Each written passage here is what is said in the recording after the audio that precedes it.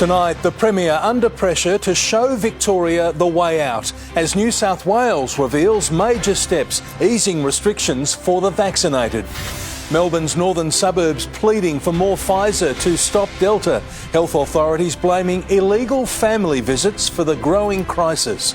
Frustration as restrictions start to wind back in regional Victoria. A sick baby caught in a cruel border battle. Another AFL high flyer locked out of Perth for the finals. And an Australian classic reworked to deliver an important message for Victorians. Live from Melbourne, 7 News with Peter Mitchell. Good evening. Daniel Andrews is facing mounting pressure to reveal how Victoria will come out of lockdown after New South Wales detailed major steps to open up, lifting key restrictions only for the fully vaccinated. The plan was laid out as Victoria posted new COVID highs, 324 infections and record vaccination doses. Seconds after reeling off another 1,400 cases and 5 deaths in New South Wales, a promise of freedom is just weeks away. Today, the New South Wales Government is outlining our plan, our roadmap. 324 new cases in Victoria, with our plan still being drafted. New South Wales roadmap really is a matter for them. What I can say from our point of view is that there is a power of work going on at the moment. Next month, when 70% of New South Wales is fully vaccinated, 5 visitors will be allowed in homes. 20 people can gather outdoors. Hospitality and retail venues can reopen with density limits, so too hairdressers, gyms and cinemas. And 50 people can attend weddings. Dancing is allowed. The catch, these freedoms only apply to residents who are fully vaxxed. You have been warned. If you're not vaccinated, you won't be able to participate. Now Victorians are crying out for a plan to open up.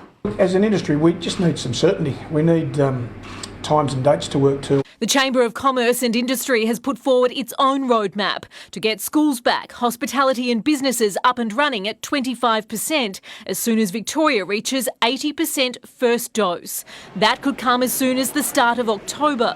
And we think this plan, with targets around vaccination rates, will ensure that we can open up but also stay open too. I don't think that sort of opening up would be consistent with the national plan. The new opposition leader says he has a strategy to get Victoria back on the beers. We're going to have in the next few days actually some serious plans around hospitality and what we want to do for the event sector. Our path to freedom is tied to vaccine numbers. A record 24 hours means more than 63% of Victorians have now had their first shot. We're expected to hit our 70% target earlier than September 23.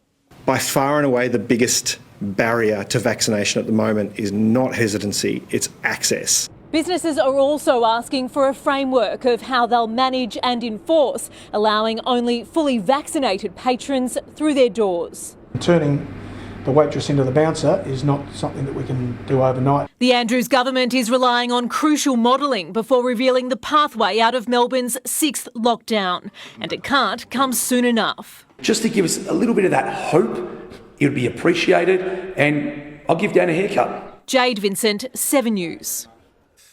Melbourne's north is pleading for more Pfizer doses to stop the rapid spread of the virus in the area. Health authorities claim illegal home visits are driving the outbreaks there. Delta is tearing through our northern suburbs and the community is desperate to stop it. Urgent and direct help is what we're asking for, and the community is in a dire state out in the northern suburbs. We are still, even as late as yesterday, finding cases where entire households are positive when the very first person has come forward to get tested. Local leaders say the state government has supported them, but they're still fighting conspiracies and misinformation. To make sure that there is a number of community hubs that can be provided for the community, which is a safe environment, which can also dispel some of the myths and misinformation. I was speaking to a young person the other day. He said, I haven't seen one health messaging the whole week, but I've watched every day. I've gone on my Facebook or my Instagram. I've been watching conspiracy theorists and why the vaccine's bad for you. Of our 324 cases today, 195 are in Melbourne's north, while 102 are in the west. The city of Hume has 553 active cases, coupled with one of the lowest vaccine rates in the state. We need vaccine supply. through our GPs and pharmacies. In the north, and more culturally appropriate organisations and trusted organisations. To get past some other cultural issues and things of that nature, I'm not ruling out having vans at the end of the street. And people could, if you haven't been vaccinated, walk 50 metres. The community says it's ready to open its own facilities. They just need supply. We want to play that role and we're happy to open our doors to get these vaccination rates up. Testing sites in Craigieburn, Roxburgh Park and Keilor have now extended their hours, opening from 8 a.m. to 8 p.m. Right now there are 111 Victorians in hospital being treated for COVID-19, and the Health Department says not one of them is fully vaccinated. This is about us as Victorians working together to get on top of this. Chanel Vella, 7 News. Regional Victoria is hours away from taking the first step out of lockdown. Tegan Doling is in the Macedon Ranges this evening. And Tegan, the changes are welcome, but there's concern they don't go far enough. Mitch, people are very much welcoming this increased freedom, but for business owners who are affected by density limits, it's not so good. From tomorrow, only 10 people will be able to fit in this area of Baringo Food and Wine. It's leaving some business owners questioning if they'll even bother. Regional Victoria is opening, but many hospitality businesses will remain closed. We took bookings galore and we've had to ring them all back this morning and cancel. Tough density limits of 10 inside and 20 outside means it isn't viable. For a place that's licensed to have about 160 people, fitting 10 in is really not going to work. You gutted. You can't open on that. It just doesn't work. Customers will have to stick to takeaway. It's a bit heartbreaking because they're ringing so excited. Oh, restrictions have lifted, and we're the ones breaking the news, saying no, sorry, we can't actually open, and trying to explain to them our costs. From midnight, regional Victorians are free to travel to places like the snowfields where there's plenty of cover. You need to make sure you get a negative COVID test first. We'll be checking those as you come through the resort entry gate. School holiday travel is also possible for regional families, but for tourism businesses, the news is not as good as it seems. We will get some bookings from that, but it's just not going to compensate for the 90% of business that we generally pull from Melbourne. As long as Melbourne remains in lockdown, essentially our regional tourism operators are in lockdown by proxy. Hairdressers, however, are happy. Would you like an appointment? Overrun with bookings and raring to go. A very big backlog, but that's okay. We just work lots of extra hours and days just to try and fit everyone in because everyone's so desperate. Shops will also reopen, but will have to police customers to ensure they haven't travelled illegally from Melbourne. Tegan Doling, 7 News. And the Delta surge is placing added strain on hotel quarantine. Rooms are filling up fast, not with returned travellers, but with Melburnians infected in the community. The attack rate of Delta is so much higher than previous strains, positive Victorians are being moved out of their homes to protect their families. Now, last year you might have been able to do one person at one end of the house and another person at the other end.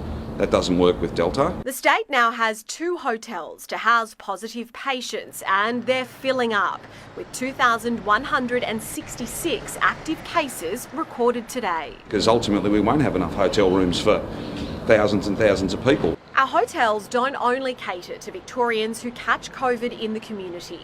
They're still housing frontline workers who need emergency accommodation, airline crews and a handful of returned travellers.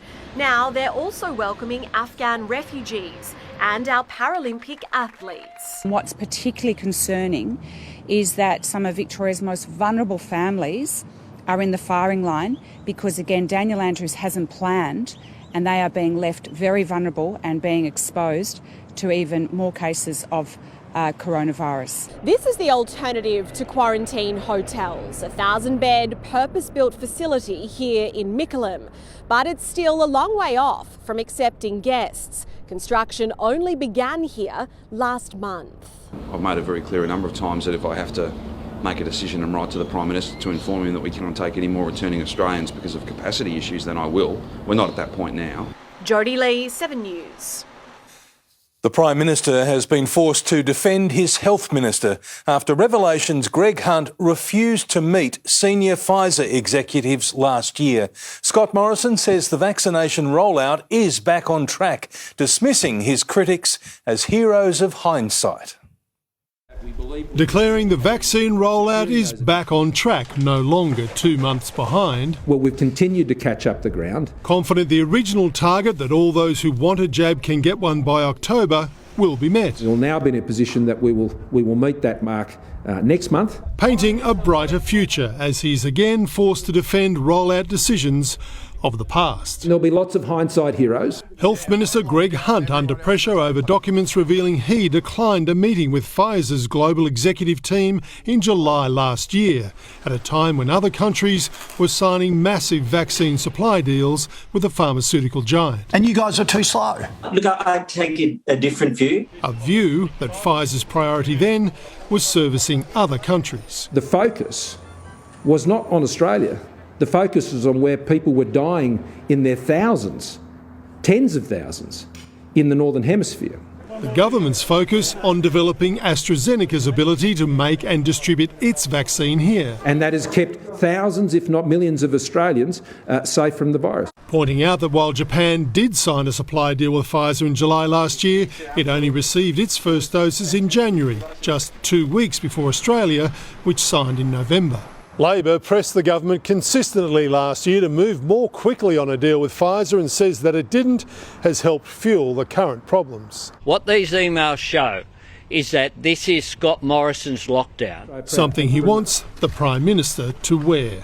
Mark Riley, 7 News. As Victoria and New South Wales turn their attention to the road out of lockdown, the West Australian Premier is standing firm on keeping COVID out of the state, perhaps keeping the border closed until April. There is obviously a cost to people who want to go and see family in New South Wales and Victoria, certainly a desire by many people, but we just cannot bring them down until such time as it's safe. And the Premier says that depends on vaccination rates in the West. A baby with a rare medical condition is caught up in a bitter border feud. Little Rocker and his parents had to travel from their Queensland farm to Sydney for vital medical treatment. Now the family could be split up as they try to return home.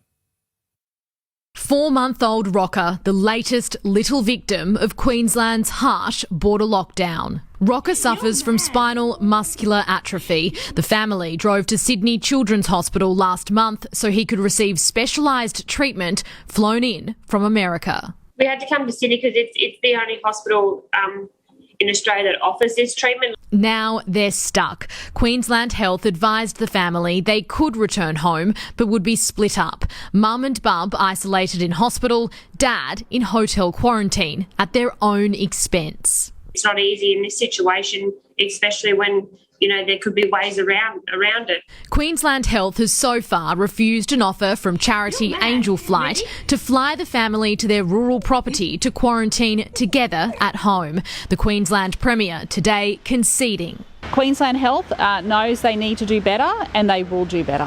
Queensland authorities are now in contact with the family to discuss options to get them home and Rocker the medical care he needs. But cases of families torn apart by border bureaucracy continue to pop up. Fast-moving rule changes left 10-year-old Nate trapped in Orange with his grandfather, separated from his mother in Townsville. I just was like, Nate, it's okay. Poppy can give you my cuddles for you, but it's not the same thing. Miley Hogan, 7 News. Back home, there are grave fears for a missing grandmother with dementia who wandered off from her home in Vermont South. Christy Cooper is across the details. And Christy, there's a frantic search underway to find the 86-year-old. There certainly is, Mitch, and residents in Melbourne's eastern suburbs have been asked to help by checking their yards and their sheds for this woman, Margaret Nelson. Margaret is an 86-year-old grandmother living with dementia. She has piercing blue eyes, long grey hair, and she might be wearing either pink spotted pyjamas or potentially a black turtleneck jumper. Her husband woke up this morning to discover she was nowhere to be found, and her family is extremely worried about her. I'm very worried about my mum and she means everything to me. She's always been there for me, and I really wish you could find her. She lives here in Gwyn Rise, Vermont South. Her apron was found just down the road in someone's front yard, but her daughter says it is possible that she'll try to get to Brunswick, where she grew up and sometimes thinks she still lives. Mitch? Christy Cooper at Vermont South, thank you. The Eastern Freeway Porsche driver has found himself in hot water again. Police were called to Richard Pusey's home last night after neighbours complained about yelling and loud music. He was released from jail 2 weeks ago. Port Adelaide President David Koch won't get to watch his team play in the AFL finals in the flesh. While he hasn't asked for any special treatment, the Sunrise host hasn't been able to find a pathway to Perth or even Adelaide. Few have done more than David Koch to help Port Adelaide win the flag. His dream of hopefully watching it over. South Australia rejecting his request to quarantine there. So, the Sydney-based Koch will miss Saturday's preliminary final and the grand final in Perth if Port make it. AFL boss Gil McLaughlin's been sympathetic, trying to find an option through Tasmania or the Northern Territory, but it's too late. The Dogs, Cats and Demons presidents arriving in Perth for quarantine, Kochie the only chairman who'll miss out. The three Victorian clubs had their final hit out on a wet Perth morning as the AFL released ticket details. The grand final, a timely cash cow. I think there was periods there during this year where we were expending $6 or $7 million a week to keep the competition going. Competing club members will get 12,000 seats each, footy fans in Perth 10,000 and any member overflow. Corporates and other clubs 27,000. Tomorrow night's Demons Cats preliminary final also a sellout. Can't wait to play in front of a maxed out crowd. The AFL trying to close two loopholes. Lockdown Victorian members selling their tickets online and Perth fans just buying a competing club's membership. The grand final tickets are non-transferable. And Tom Brown joins us now from Perth. And Tom, the teams are in for the preliminary finals.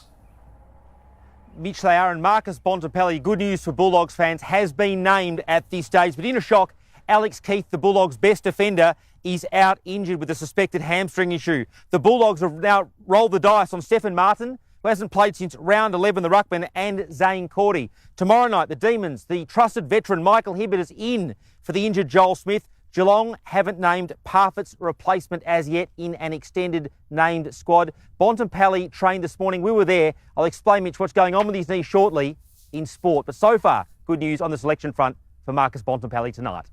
Tom Brown in Perth, thank you very much.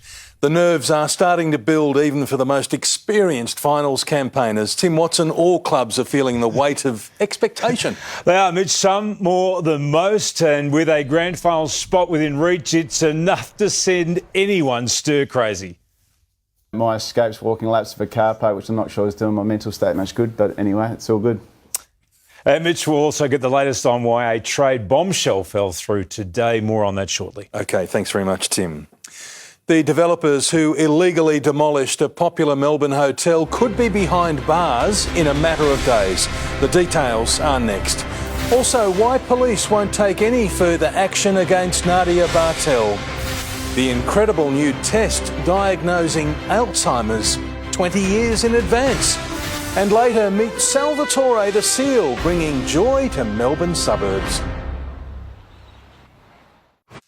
Police have made a breakthrough over the murder of a Melbourne schoolteacher in Eastern Europe. Shanae Edwards was killed after making a frantic call while on a hike near Georgia's capital. The 31-year-old's body was found the next day. Local media reports suggest the prime suspect is a man who lived in the same street as the Australian. Two developers who illegally knocked down the historic Corkman Irish pub have lost a bid to stay out of jail. An appeal was quickly dismissed, a court condemning their behaviour as willful and blatant. Raman Shakiri and Steph Che Kadalovsky are a step closer towards spending their first night behind bars for illegally demolishing the Corkman Irish pub. VCAT ordered the pair to build a park on the site, but when they didn't, they were found guilty of contempt of court, fined $400,000 and jailed for a month each. Today's attempt to appeal failed, judges describing their behaviour as deliberate, willful, flagrant and blatant. The men issued an 11th hour apology. We are repentant and we recognise that we have done wrong. We have learned a lesson and this behaviour will not be repeated. But unless they decide to appeal further, they'll go to jail tomorrow. The developers were forced to spend $1.6 million turning the site into a park. And while it's here for the public to enjoy now, it's only temporary and could be redeveloped down the track. The case serving as a warning to these businessmen and others. It should make it very clear that it's not the Wild West, that there are a whole series of things that you have to do if you want to develop property in Victoria. Cassie Zervos, 7 News. Nadia Bartel won't face police charges after being filmed snorting white powder at a party. Police can't determine what the substance was on the plate and therefore the influencer and her friends will escape charges. They were all fined more than $5,000 for breaching lockdown rules by gathering at a Richmond house. Researchers have found a way to identify the early presence of Alzheimer's before symptoms start to emerge. It opens up the possibility of a low-cost blood test to diagnose the disease up to 20 years in advance. At 74, Marek is keenly aware of the risk of Alzheimer's. You know the face of an actor, but you can't necessarily remember the name. He has no symptoms, and at the moment, confirming Alzheimer's requires expensive tests. The earlier they can detect any signs of the disease or progression of disease, the better. Now, scientists from Macquarie University say they've found a way to do just that, detecting what's happening in the brain in the blood. It's a major step, and so I think it's a game changer. Something like a cholesterol test for heart disease, a blood test for Alzheimer's disease. Alzheimer's is linked to a toxic build-up of proteins in the brain, one type forming plaque around brain cells, another that clogs up and kills the cells, leading to problems with memory, language, recognition, doing everyday tasks. Researchers have found problem proteins seep into the blood, which the latest technology can now pick up, catching the earliest signs of Alzheimer's up to 20 years before symptoms show. The brain is still relatively spared. So for an intervention, for a drug trial intervention or treatment, this is the time to act. As well as the effort to make it easier to find it earlier, a new trial is getting underway focusing on Alzheimer's prevention, looking at the impact of diet, exercise, heart health, brain training in trying to stop the disease before it starts. Paul Kadak, 7 News. Melbourne Zoo is welcoming back a new season of its popular Otter Cam, keeping us entertained during lockdown. The adorable family of 6 putting on a show for the latest edition of Animals at Home. You can spot them cuddling, wrestling and sleeping on the live stream. Jane Bunn joins us now. Jane, how warm did it get today? Well, Mitch, gusty northerly winds let the temperature spike. It rose 9 degrees above average. Dawn was beautiful. Sheets of high cloud turning the sun's rays pink. The day had a bit of that high cloud and lots of sun shining through. If you could get out of the wind, it was lovely. The city reached 26. That sunshine ended late this afternoon as this band of thicker cloud came in. There is a lot more of that in behind it, so it'll be a bit grey tomorrow. Now, full details are after sport, Mitch. Thanks, Jane. See you then. Australians can now be sued for what your friends and followers post on your social media page. Next, what a landmark High Court ruling means for you. Also, colourful new COVID tests designed especially for young children. Victims left stunned by a terror trial revelation. And a new take on an old jingle, encouraging us all to get a hard-earned jab. Australians could now be sued for defamatory comments posted by others on their social media pages. A new High Court ruling means you are legally responsible for what your friends and followers say. Social media is used daily by more than 20 million Australians, and until now, free speech has always flowed. It's a long time coming. I think that this is something that people have been waiting for a while. Anyone who runs a Facebook, Twitter or Instagram account is now liable for defamatory comments on their post. Any member of the public who responds to your posts, whether you know about them, whether you approve of what they say or not, whether you intended them to respond to your post, none of that matters. Unless you're someone who particularly enjoys posting comments that are outrageous, defamatory, racist, sexist, etc., most of us don't have anything to worry about. The High Court ruling stems from a landmark case holding media companies to account for third-party comments on Facebook. The High Court has held that the mainstream media organisations are responsible for the comments posted in response to stories on their Facebook profiles, but the logic of the ruling goes further. Facebook and other platforms all have some ability to limit comments, but they all have different rules and functions, prompting a warning for all social media users to be on high alert. Is at the first sign of trouble, unless you've got the appetite for being sued, remove the comment. Sarah Jones, 7 News. Testing young Victorians for COVID is about to get much easier, with the Royal Children's Hospital trialling a new swab device. The apparatus sits at the base of the nose and comes in different colours and designs. With everything that children are going through, we're continually thinking of ways that we can reduce the distress for children. 250 children aged between 4 and 18 will trial the device over the next 6 weeks. The main suspect from the 2015 Paris terror attacks has declared himself an Islamic State soldier. The shock revelation at France's biggest ever criminal trial has left survivors shaken. Under heavy security, a purpose-built court in the heart of Paris. 14 accused terrorists in custody and hundreds of survivors hoping for justice. For some, though, this is all too painful. Some don't dare to come to Paris because it brings a lot of reminiscences. Among the suspects, Salah Abdesalam, seen here in newly unearthed video caught by chance by a news crew in Belgium walking among shoppers in 2014 before allegedly taking part in the attacks that killed 130 people in Paris, injured hundreds more. When asked for his profession in court, he said, "I gave up my job to become an Islamic State soldier." With an IS fighter just metres away, the survivors feel directly threatened, this lawyer says. French authorities believe Abdesalam is the only terrorist who survived that night. They say the rest of the accused helped with planning. This survivor simply hoping for a fair trial. Being judged by mankind and not by their God or whatever excuse they find or whatever justification they find to those attacks. It's not just the verdicts many will be watching for, but answers too to so many questions, including who really was directing the terror cell and could the French government have done anything to prevent the bloodshed. Today, the former French President François Hollande said he'd answer any and all questions. A 9-month trial, a long road ahead. In London, Hugh Whitfeld, 7 News. The Mexican resort town of Acapulco is cleaning up after a powerful earthquake rocked the region. One man was killed, crushed by a falling post. The magnitude 7 quake shook residents from their beds and triggered landslides and gas leaks.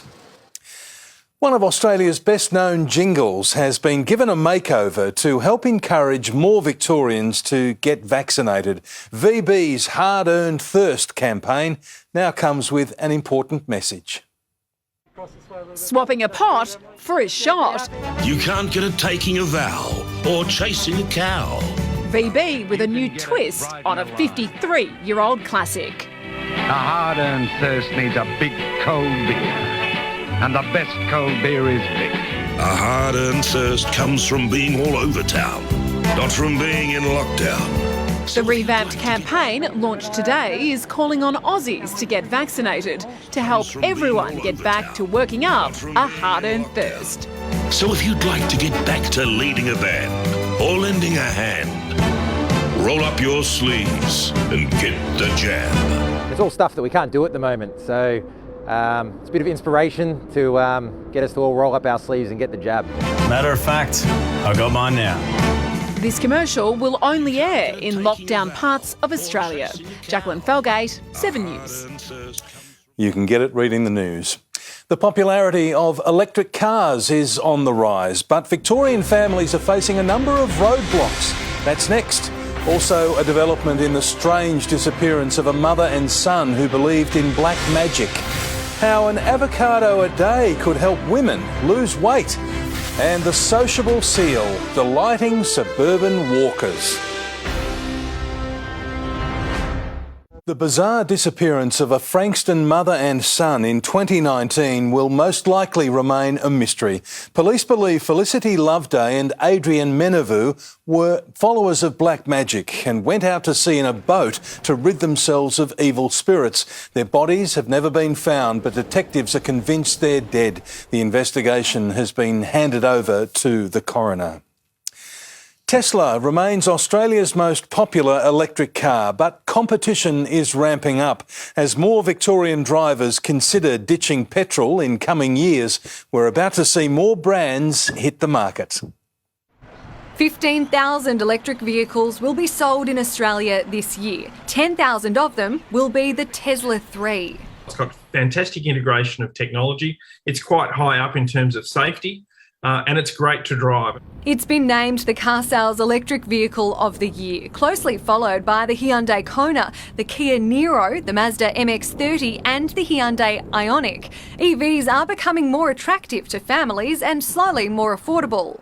Every single brand in the world, from Toyota and Mazda through to Rolls-Royce and Ferrari, is currently working on an EV or has an EV available in the market. They're cheaper to run than petrol cars and servicing costs less as well.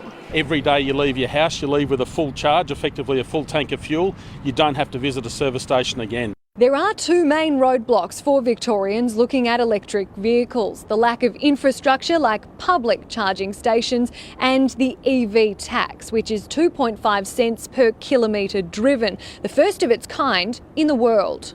We could drive down the cost of electric cars in this country to the point where they're not only affordable to buy, but where the fuel becomes absolutely free. Melina Saris, 7 News. It's been a tough day on the share market, with only a few companies able to defy the widespread losses. Finance editor Gemma Acton has more. Thanks, Peter. Aussie shares tipped into the red when markets opened and spent the day just sinking further. The ASX 200 closing 143 points lower at 7,370. Losses were widespread, with only 12 of our top 200 companies finishing higher, while miners, banks and retailers all weighed heavily. The Aussie dollar tumbled again overnight. It is now buying around 73.6 US cents, and iron ore took another leg lower. Also sliding, Bitcoin. That's after a strong recovery since a recent July low. Its fall has coincided with El Salvador becoming the first country to accept the cryptocurrency as legal tender this week. Peter. Gemma Acton reporting. New research suggests eating an avocado a day could help women lose unwanted belly fat. 105 adults took part in a randomised control trial that provided one meal a day for 12 weeks. Overweight women who had an avocado as part of their daily meal saw a reduction in tummy fat. The Illinois University study was funded by the avocado industry. A sociable seal is popping up around the Yarra River, delighting local walkers. Salvatore, as he's known, has been spotted on and off for years, but is being made to feel especially welcome during lockdown. Tumbling through the rapids and flashing his fins, Salvatore the seal sure knows how to put on a show. You just see this really sort of like sleek body appearing. Must be a bit lonely, is my view. The seal visited Abbotsford's Dights Falls around 11 o'clock this morning, catching a fish on his travels. He'll hang around as long as there's food available and he's enjoying himself. And when he gets bored or had enough, he'll head back out into the bay. Salvatore even has his own Instagram page with more than 15,000 followers. His appearance today delighting locals. He was much bigger than we had expected, I think. He's a very large animal. Experts say it's best to keep your distance if the seal comes up to land. do keep that distance. They are wild animals. And it's likely it won't be long before Salvatore is spotted again. There have been plenty of sightings this week, all around the Yarra. Well, he's not locked down. He can go up and down as much as he likes. Estelle Greepink, 7 News. Sport is next with Tim Watson. And Tim, there is more injury worries at the Dogs. Mitch, this is not great timing. We'll also have exclusive details with some question marks over a Geelong veteran. The Dogs captain has been named, but will he get to the starting line? Why ignorance is bliss for the Demons as Patrick Dangerfield pushes through the pain. The reason behind a stunning trade turnaround for one of footy's biggest stars, and thrills and spills in New York as Novak Djokovic edges closer to tennis greatness. Welcome back. The Western Bulldogs have been dealt a huge injury blow ahead of the prelim final. Returning to Tom Brown in Perth. And Tom, it's not all bad news though, it's selection for Luke Beveridge. Well, Keith out, but Marcus Bontempelli, their beloved captain, looks set to play. Tim, now he trained this morning. We were there. He did train separate to the main group, mainly managing run-throughs. But I'm told through sources there's nothing structurally through the scans wrong with his knee. It's just a confidence issue. He hasn't been Bontempelli injured extensively throughout his career, so he's battling pain. But the Bulldogs' view is that even at 90 or 95% fit, Bontempelli's much more effective than almost all players in the competition. We're really hopeful that he's going to be okay, and if he isn't, then we're just going to have to spread the load and fulfil his role with someone else and believe we can get the job done. I'm probably more glass half full now than I was when it happened. Tim, Geelong, meantime, staying over in Fremantle. They trained at East Fremantle this morning. There are some concerns, I'm told, for Lockie Henderson. Had a scan on his hamstring yesterday. Now, he trained today, and Geelong assure me the defender will be okay for tomorrow night. Tomorrow night, massive for both teams. Also massive in terms of preparation for the grand final behind me. The AFL will turn up the volume on the audio visual, which is spectacular at the stadium behind me in preparation for the grand final in 2 weeks. Tim. Thanks, Tom. A sore Patrick Dangerfield says he's overcome the worst of a nasty finger injury that threatened to derail his finals campaign. Another grand final is in reach of the Cats superstar, but he's refusing to let his mind wander. He's footy's biggest name, still chasing that elusive flag, but Patrick Dangerfield won't dare to dream just yet. As much as the carrot's there and the dream is alive, we've got to make sure we take care of business. You've got to win the prelim before you start thinking about the grand final. The Cats superstar now over the worst of a finger injury that would normally result in 2 months on the sidelines. Could have dealt with a few less punches last week, but that's footy. He says it won't hold him back, even if the nerves start to creep in. That's something that I think everyone can relate to, that pent-up anxiety that we all get when something important comes along. So I think nerves are a good thing, as long as they don't control all of your behaviours. Simon Goodwin's found a way to channel his nervous energy while in quarantine. My escapes walking laps of a car park, which I'm not sure is doing my mental state much good, but anyway, it's all good. The D's not holding back in their week off once they did get outdoors. A bit of flesh on flesh is really important this time of year for the competitive juices, and we want to make sure that that's a hallmark of how we play. The coach has once again said finals experience won't be a problem for his side. There's sometimes some benefits in not knowing what's in front of you, not having some of the scars that are associated with prelim finals. Even though most of his current list played in the 2018 thrashing. Laura Spurway, 7 News. Brownlow medalist Lockie Neale is staying put at the Lions. The star midfielder had contemplated a shock move back to WA for family reasons, but has decided to see out his contract in Brisbane. I'm committed and staying at the footy club, and I've got unfinished business here. I want to be holding up a cup in a Lions jersey, and that's what I'll be working towards over the next couple of years. Neale is contracted until the end of 2023.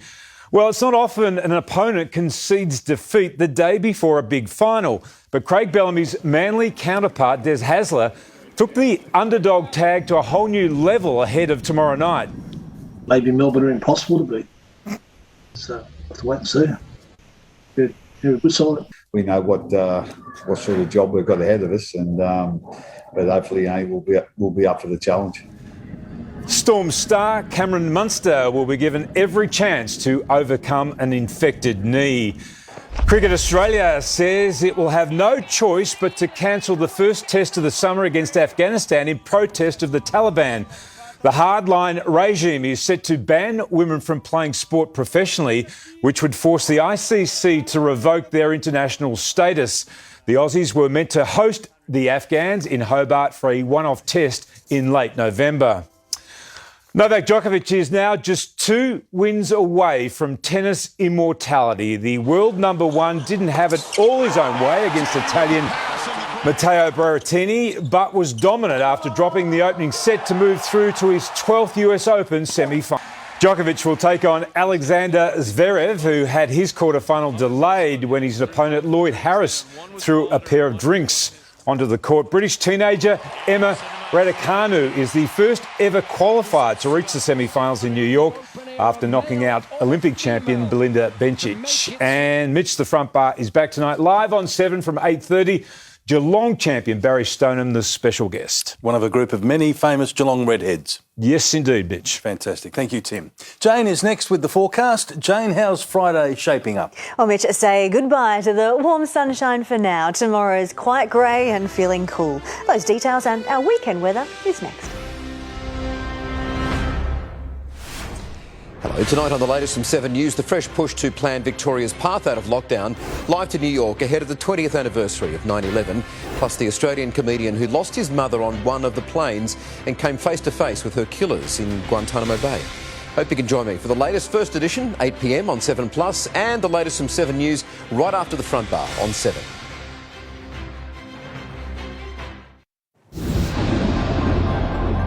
Hello again. We've had lots of sunshine and temperatures jumped up. We peaked at 26 degrees, but it doesn't get that warm this time of year without it being blown here. The warmth was pushed in on gusty northerly winds. It is still up on 23 outside now, but the winds are lighter this evening. It was similar in most western and northern suburbs, but parts of the east were cooler, only 21 at Phillip Island, 22 in Frankston and Yarra Glen. We've had sheets of high cloud letting lots of sun shine through. Temperatures jumped up in all parts, but a trough reached the southwest late afternoon. That brought a cool change in a large bank of cloud. The warmth and sunshine comes from a high, but there is a long band of cloud with a trough and cold front. They made it very wet in Perth and Hobart today, but the trough and front will only clip us. As they don't actually spread right through the state, only the far south has the showers. They arrive tonight and then clear early tomorrow. But we saw all of that cloud on the satellite, and that does sweep through. Thicker and more grey than today, making it feel cooler. It quickly warms up again on Saturday as gusty winds return, but in the afternoon we'll start to see showers pop up over the southwest and Melbourne, along with a cool change. That'll spread through more of the state on Sunday with much colder air. We're looking at lots of showers, wintry hail and snow up in the Alps. That is just in time as our ski resorts are hard at work preparing for regional Victorians to enjoy these currently empty slopes. There should be a nice top up of 10 to 20 centimetres on Sunday and Monday. Around the nation tomorrow is sunshine in Brisbane, while Sydney and Canberra are partly cloudy. After a wet day in Hobart today, tomorrow looks grey but dry. Adelaide is still sunny, it's a warm 27, and Perth has some showers around, but it's just a millimetre or two, so it shouldn't affect Melbourne or Geelong very much. To Victoria, coastal showers clear early for a dry day, but there may be some lingering fog over in the west. Cloud across much of the south and east. Feeling a bit cooler under that, but warmth and sunshine continues up in the northwest. It's 29 in Mildura's sunshine. Closer in, Friday is grey. Have a look at all of this white overhead. It is cooler, but don't bother with the umbrella. There is no wet weather. The city has a top of 19 with grey skies all day. It is all dry and the winds are light. At least that's a bit nicer than today. To the 8-day outlook, the peak of the weekend is Saturday, at least it is until mid-afternoon. We're rising back up to 23 in a gusty northerly wind, but there's a cool change during the afternoon and there is a chance of showers afternoon and evening. The mostly dry part of the day on Sunday is in the morning, then lots of showers moving through, and we are only 15 and showery on Monday, easing later. There is warmth and sunshine later next week. 19 tomorrow under grey skies, but the winds are light and there's no wet weather at all, Mitch. Sounds pretty good. Thank you, Jane. Now, here's what's on Sunrise tomorrow. Thanks, Mitch. When you wake up, your first look at Facebook's brand new fashion eye-opener. CCTV sunglasses recording your every move. See you in the morning, Melbourne. And that's the way it is this Thursday, the 9th of September. Thanks for your company. For now, from the 7 News team, good night.